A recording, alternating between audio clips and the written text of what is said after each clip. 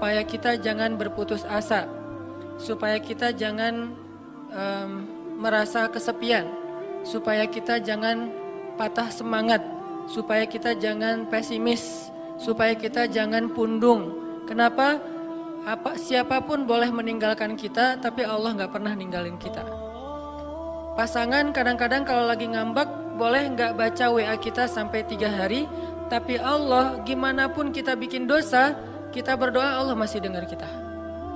Orang lain bisa aja ninggalin kita karena ada hal yang nggak nyaman. Allah itu sering dapat hal yang nggak nyaman loh dari kita, tapi nggak pernah ninggalin kita. Rasa-rasanya nggak ada cinta yang lebih sejati dan pastinya kecuali cinta dari Allah kepada hambanya. Bahkan seorang ibu aja nggak bisa nandingin cinta Allah kepada kita. Padahal ibu udah paling baik ya. Nggak ada lagi orang yang lebih berjasa dalam hidup kita selain ibu kita di antara manusia setelah Rasulullah pastinya. Kecuali ibu kita sendiri yang udah mengandung kita dalam keadaan wahnan ala wahnin, kepayahan demi kepayahan, melahirkan dengan resiko nyawa, menyusui 2 tahun lamanya, membesarkan dengan segala bentuk pengorbanannya.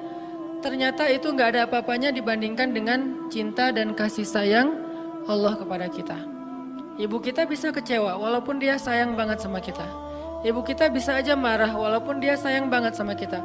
Bahkan ibu kita bisa aja bikin kita sedih atau terluka atau kecewa walaupun dia orang yang paling berjasa dalam hidup kita. Tapi Allah enggak. Sehingga Allah bilang, ma wadda'aka rabbuka wa ma qala.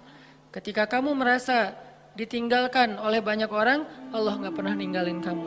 Ketika kamu merasa dicuekin oleh banyak orang, Allah enggak pernah cuekin kamu. Buktinya, ketika kita banyak dosa pun berdoa, Allah masih mengijabah. Apalagi kalau kita taat. Itu part pertama dari surat Ad-Duha. Dan ini kita coba jadiin kayak motivasi hidup kita teman-teman. Ketika kita lagi lemah, ketika kita lagi drop, kita baca ma wadda'aka rabbuka wa ma qala. Kalau kita mengaku Allah hasbi, cukup buat saya Allah, hasbi Allah, hasbunallah, berarti kalimat itu harusnya kalimat motivasi banget. Terjemahan dari kalimat itu banyak.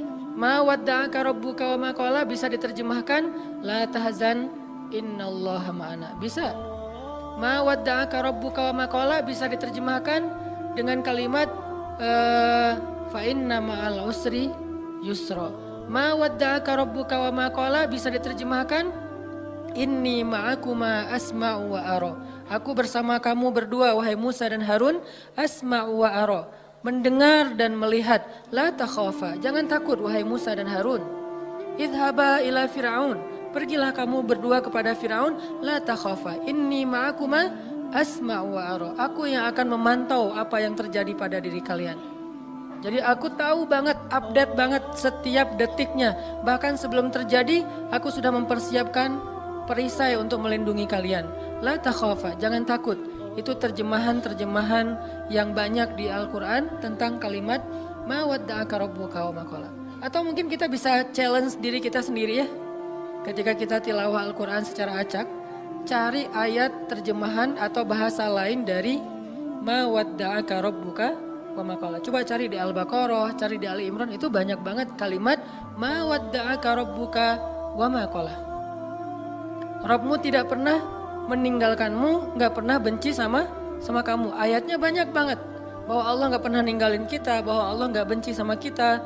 Salah satunya mungkin kalau Allah nggak benci sama kita tuh, misalnya ayat fa'in yuridullahu bikumul yusra wala yuridu bikumul usr. Sehingga siapa yang berpikir syariat itu kayak beban, seolah-olah Allah kayak nggak rela gitu ngelihat kita nyaman, kok dikasih syariat, dikasih beban, dikasih tugas, dikasih batasan. Enggak, itu salah paham. Allah ngasih syariat bukan untuk ngebebanin kita, bukan karena Allah iseng sama kita, bukan karena Allah benci sama kita, tapi karena Allah pengen memudahkan hidup kita justru dengan syariat. Syariat itu bukan mempersulit hidup kita. Kalau sebuah negara meninggalkan syariat karena takut sulit kehidupan negara itu, justru kita terjebak dalam wasawisus syaitan. Mulailah kita dengan hiruk pikuk, dengan kekacauan gara-gara meninggalkan syariat. Kalau sebuah bangsa, masyarakat, keluarga, pribadi pengen hidupnya lebih mudah, Ati'ullah wa ati'ur Rasul. Coba ikutin cara Allah, pasti akan jadi mudah. Memang di awalnya kelihatan agak-agak challenging nih. Tapi begitu kita jalanin, yusrun, mudah, semuanya mudah. Siapa yang taat sama Allah, Allah kasih jalan keluar. Ini jalan keluarnya. Siapa yang taat sama Allah, Allah kasih rezeki yang tidak terduga-duga. Ini rezeki yang tidak terduga-duga. Akhirnya ketemu teman orang Bandung yang udah tinggal di sana. Siapa yang taat sama Allah, Allah mudahin urusannya. Jadi mudah kemana-mana digayat. Siapa yang taat sama Allah, Allah gugurkan dosanya. Berharap kayak gitu dan dilipat gandakan pahalanya. Berharap juga kayak gitu. Ini artinya hal sepele gini aja Allah hargain. Karena faman ya'mal mithqala dzarratin khairan yarah. Pasti Allah balas. Ma wadda'aka rabbuka wa ma qala. Jadi Allah tuh nggak pernah absen teman-teman, nggak pernah offline, nggak pernah kelewat gitu. Aduh ada yang kelewat nih nggak sempat di like. Kalau kita kan kalau terlalu banyak nge-following, akhirnya udah ketutup ya, ketimpa sama yang baru posting gitu. Kadang-kadang karena saking banyaknya kita nge-following, pasangan sendiri nggak pernah di like. Kenapa? Dia posting ketimpa lagi. Kok kamu nggak pernah nge-like postingan aku? Emang kamu posting? Kamu gitu banget ya sama aku? Akhirnya rame gitu kan ya. Padahal kita nggak ngelihat, soalnya ketutup sama postingan yang baru-baru. Allah nggak pernah gitu. Allah nge-following semua hambanya, bahkan lebih dekat daripada urat lehernya. Wa huwa ma'akum aina ma kuntum. Bersama dengan kalian, membersamai kalian dimanapun kalian berada. Tapi ketika kita post adegan-adegan kehidupan kita, nggak pernah ada yang ketimpa dan kelewat sama Allah untuk di like, untuk di komen, untuk di repost. Bahkan Umar di repost oleh Allah di Al-Quran kata-katanya. Ini artinya Allah la ta'khudhuhu sinatun wala naum. Kulla yaumin huwa fi sya'an. Ma wadda'aka rabbuka wa ma qala. Ini jadi penyemangat teman-teman. Gak usah khawatir untuk taat. Kita bikin dosa aja Allah masih maafin kita, apalagi taat.